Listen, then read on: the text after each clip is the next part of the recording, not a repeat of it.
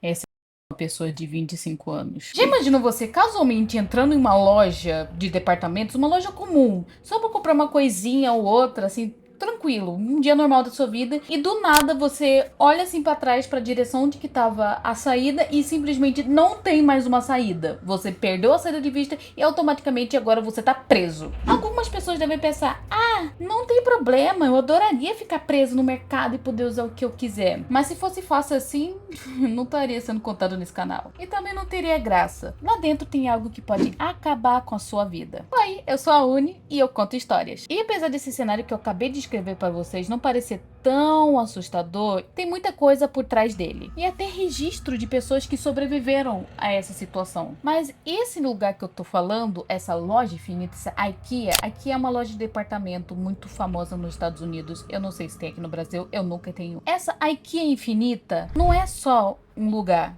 É um SCP. E tem alguém melhor para explicar sobre o que é um SCP para vocês. Eu tento me afastar, mas eles sempre me puxam de volta. SCP é uma fundação secreta, mas só para a população, porque todos os governos do mundo já sabem da sua existência, que serve para conter e estudar coisas sobrenaturais, paranormais e até mesmo extraterrestres. Por isso a sigla é SCP, Secure, Contain, Protect. Segurar, conter e proteger. Os pesquisadores usam sistema de etiquetação porque os SCPs podem variar desde, sei lá, uma máquina que pode te dar qualquer líquido que você desejar, até criaturas cósmicas, ou, no caso de hoje, um lugar. O SCP-3008 é classificado como um euclídeo, que exige mais recursos e é imprevisível ou não é compreendido o suficiente para ser considerado como um classe safe. Uma coisa interessante sobre a Fundação SCP é que, além de classificar os SCPs, eles também classificam os funcionários,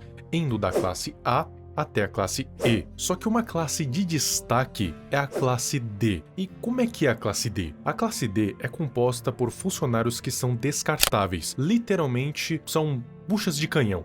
Só que um pouco pior. Eles são classificados para lidar com os SCPs mais perigosos, ou então para servir como cobaias humanas vivas para testes. E as pessoas que são designadas para essas classes são dois tipos, ou então pessoas que foram condenadas à morte, criminosos, que para ter uma chance de salvar a própria vida, eles aceitam ser da classe D, ou então ex-pesquisadores que fizeram muita besteira e acabaram indo para a classe D, sendo rebaixados para a classe D. Mas por que é que eu tô mencionando eles? Bom, em um sistema de vigilância que não atende muito bem aos direitos humanos, eu duvido que eles não usariam os classe D para entender como é que funciona o 3008, já que eles já têm os seus destinos definidos de qualquer jeito.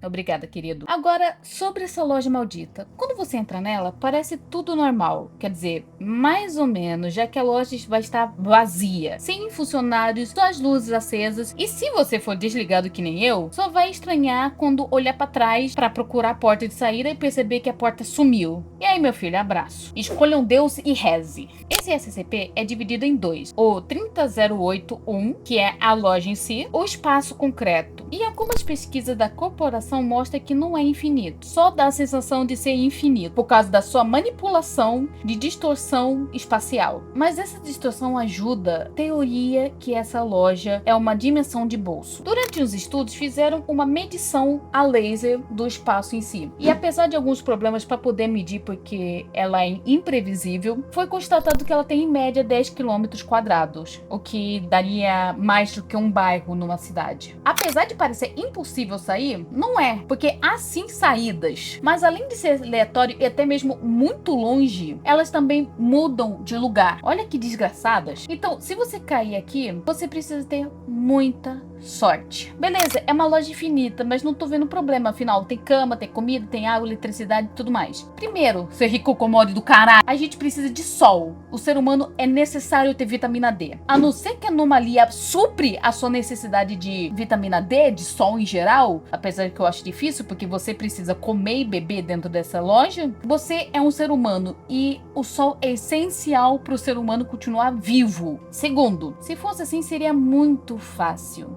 E agora vem a parte que pra mim é a mais complicada e mais perigosa e mais difícil desse SCP. O maior problema dessa situação toda, que é conhecido como SCP-3008-2. Esses são funcionários dessa loja de departamentos. Você pode até pensar: graças a Deus, funcionários que podem me ajudar. Mas não. Não se aproxime deles. Primeiro, porque eles não são nada parecidos com seres humanos normais. São criaturas distorcidas, parecidas com uma espécie de Slenderman, sem rosto e com proporções corporais distorcidas. Quando está de dia, ou seja, quando as luzes da loja estão ligadas, eles são tranquilos. Eles não se importam de ter clientes por perto. Mas como nada é previsível nesse SCP, afinal ele é um Euclídeo, pode anoitecer do nada, porque as luzes não vão se apagar aos pouquinhos. Elas se apagam assim, ó.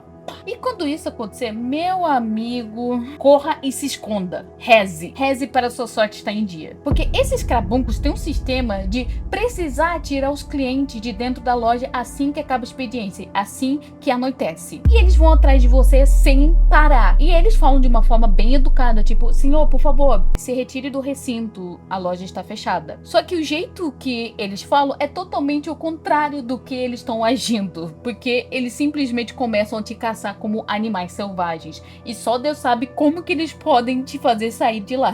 E assim que eles te tocarem, eles podem simplesmente dilacerar você, rasgar você no meio e te matar das piores formas possíveis. Mesmo que eles pareçam mirradinhos, magrinhos, fininhos, levinhos, fracos, eles têm uma força sobre-humana e absurda. Agora, como vocês sabem, eu sou uma contadora de histórias. E eu seria uma péssima historiadora se eu não trouxesse uma história relacionada a isso. Só trazer a definição do que é um SCP-3008. E sem saber que era impossível, 14 pessoas conseguiram escapar dessa situação, escapar dessa prisão. Geralmente, eles são interrogados pelos agentes da corporação e depois tomam um remédio que faz eles esquecerem tudo o que eles passaram dentro daquela loja. E voltam para suas vidas normais. Eu imagino que com sequelas, afinal, você passou muito tempo dentro de uma loja sem sol, sendo caçado, e do nada você esquece tudo e tem que voltar para sua vida como se nada tivesse acontecido. E é estranho porque seus parentes vão estranhar você ter sumido e tudo mais, e você não lembra de nada. Enfim, deve ter umas sequelas bem pesadas nisso. Mas, originalmente, eram 15 pessoas que conseguiram fugir. Só que, infelizmente, essa 15ª teve um destino diferente das demais. Mas esse 15º tinha um diário com ele. E eu vou trazer de forma bem resumida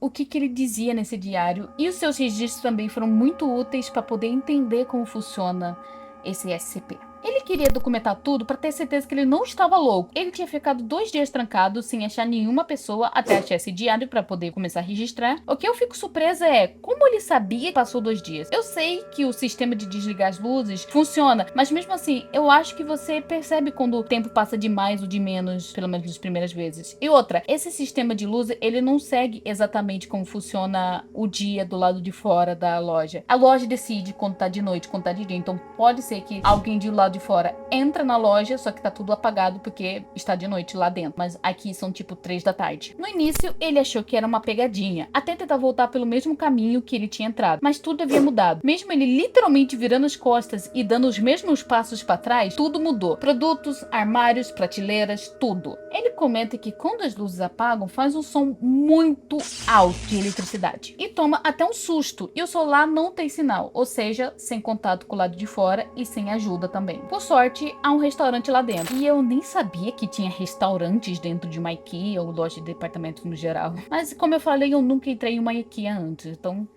Ele até comenta que a comida estava quente, mas não tinha ninguém cozinhando. No terceiro dia, nosso herói escala algumas prateleiras e acaba vendo de longe uma pessoa. E ele acaba se aproximando dela, percebendo que não é exatamente uma pessoa, mas o funcionário que eu tinha comentado, a cria de Slenderman. Mas tudo bem, ele só é ignorado e resolveu não mexer com ele também porque, de acordo com a descrição dele, as mãos deles eram capazes de esmagar uma melancia inteira. Em uma noite, 2 dos trabalhadores estavam caçando ele, falando para ele sair da loja porque estava fechada, e apesar de falar de uma forma educada, o jeito que eles o perseguiam não era nem um pouco convidativo. E no meio da fuga, o autor encontrou uma pequena cidade improvisada feita por humanos dentro da loja, usando o que eles podiam lá de dentro, para fazer muros. E vendo que o autor estava em perigo, abriram para ele entrar. Os funcionários até tentaram invadir, mas depois de um tempo, eles desistiram, afinal não tinha como fazer isso e provavelmente o turno da noite já estava acabando. Essa vilazinha improvisada tinha pelo menos mais de 50 pessoas vivendo dentro dela, ou seja, muitas pessoas estavam lá. E pior, eles acabam comentando que tem outras cidades dentro dessa loja também, e essa loja é tão, mas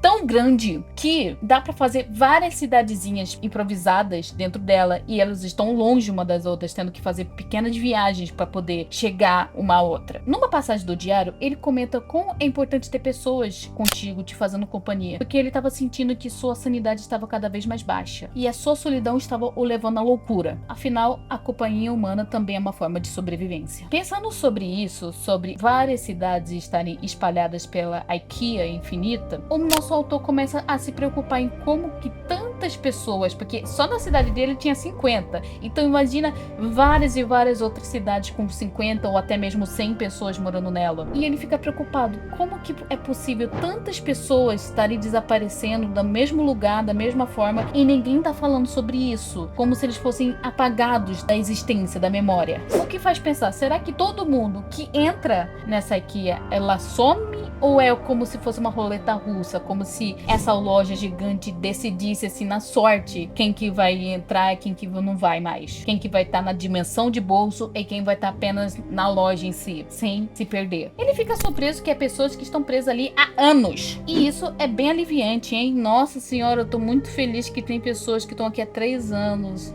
Eu tô com muita esperança de fugir, isso sem contar as pessoas que morreram, né? Apesar da loja ficar mudando, surpreendentemente, eles conseguem criar pontos de referência, tanto que a própria cidade não mudou de lugar. O que deixa mais confuso ainda como funciona essa coisa. Infelizmente, em uma noite, a cidade do nosso sortudo do ano foi atacada pelos funcionários, mas os cidadãos dizem que é normal isso acontecer e já estavam preparados com armas improvisadas e até mesmo uma besta funcional. Eles acabam matando todos os funcionários que estavam ali atacando a base deles. O que é um sucesso, mas no dia seguinte eles já têm que se livrar desses corpos que estão empilhados assim nessa frente da casa deles e levar para um outro lugar que tem uma pilha enorme de corpos de funcionários. E surpreendentemente eles não cheiram, eles não fedem, eles também não se decompõem, porque tem corpos de funcionários que estão ali há, sei lá, meses e eles estão a mesma coisa. Analisando um pouco melhor o corpo desses funcionários, o nosso autor percebe que eles são só pele. Eles não têm órgãos, não têm músculos, não têm carne, não têm ossos. É só pele. O que é estranho, porque ele diz que enquanto estava lutando contra eles, ele sentia ossos, ele sentia algo. Parece que assim que eles morrem, o corpo deles muda de uma forma que fica só um boneco assim de pele. Eles sobreviveram ao ataque, mas outra cidade não teve a mesma sorte. E só 12 sobreviveram. E a cidade deles tinha mais de 100 pessoas. Por incrível que pareça, geralmente em contos assim de situações apocalípticas, como o The Walking Dead e coisa do tipo, os seres humanos geralmente são mais brutos uns com os outros, tendo mais picuinhas, tendo mais brigas, discussões de liderança e desconfiança e tudo mais. Mas aqui não. Aqui os humanos se ajudam. Eles abrigam essas 12 pessoas sem problema nenhum. E passa tanto tempo lá que eles percebem que ninguém está procurando a saída, mostrando que eles já aceitaram o destino deles de que eles vão ficar ali para sempre. E também eles não sabem como começar a procurar. Em conversas com outros sobreviventes, se percebe um padrão. Nem todos têm conhecimentos ou memórias de coisas que são comuns para a sociedade no geral. Por exemplo, tem gente que nunca ouviu falar da Estátua da Liberdade, dando a entender que todas as pessoas não vieram do mesmo lugar, da mesma realidade, do mesmo universo. E o autor teoriza que todos eles ali vieram de dimensões diferentes. Então, se todos viessem de lugares diferentes, mesmo que pareçam iguais, ou seja, universos alternativos, faria sentido não ter uma grande comoção de pessoas que desapareceram assim que entraram numa IKEA. Para cada dimensão, para cada universo, para cada realidade, é como se 2, 3 pessoas tivessem sumido e não mais de 500 pessoas. Com o passar do tempo, o ataque dos funcionários está cada vez mais pesado. Pior, o que antes era uma vez por semana que eles atacavam a base, agora se tornou 3, 4 vezes por semana, até que foi praticamente todas as noites. Até que uma hora a cidade é destruída. E depois que ela é destruída e alguns sobreviveram, se descobre que tinha na verdade uma caixa de suprimento com um pedaço de um funcionário. Ou seja, os funcionários eles se atraem não pelo corpo em si, mas por qualquer fragmento, por qualquer pedacinho que seja de um funcionário. O que me faz questionar como Cacildas guardaram um pedaço de funcionário dentro dessa caixa. Dá a entender que uma pessoa meio que sabotou ali, deixou de propósito, mas dá muito mais a impressão de que alguém realmente esqueceu ou não viu aquilo ali. Mas mesmo assim, por que alguém faria isso de propósito? Agora com o muro destruído, destruído, eles vão precisar partir para outro lugar, procurar uma outra cidade que consiga caber tantas pessoas, afinal são mais de 50. Eles vão ter que ter muita sorte de achar um lugar seguro para ficar. Só que tem um pequeno problema: está ficando de noite. Está ficando tarde. E a gente sabe muito bem como que funcionam as coisas aqui. E vai ser muito perigoso ficar vagando ali. O nosso autor teve sorte de que ele não foi atacado, morto durante o tempo que ele estava sozinho, vagando por aí, se escondendo bem. Mas até quando vai durar essa sorte? A gente pode dizer que ele abusou muito dela. E isso pode acabar sendo cobrado mais pra frente. Então, um único deslize, um único descuidado que ceifou a vida de muitos, pode acabar com a vida deles só estando ali, soltos, indefesos. Eles estão partindo para outra cidade, mas como já vai anoitecer, a última coisa que ele escreveu no diário foi: meu maior medo? Se eu realmente morrer essa noite, vou só acordar aqui de manhã, dando a entender que ele já vê esse lugar como um inferno, um purgatório. O autor conseguiu sair da Equia Infinita, mas ele estava sendo seguido por um dos funcionários que alcançou ele e matou o homem pouco antes dele ser alvejado pelos guardas da SCP. Ele, no caso, o funcionário foi alvejado. Foi a única vez que eles viram um funcionário saindo da Equia. Nosso herói morreu na praia, mas as suas anotações serviram para conseguirmos entender melhor como funciona essa Equia Infinita. E quem sabe passar essas informações possa vir a calhar, porque você pode vir a usar elas a seu favor. Até o próximo vídeo.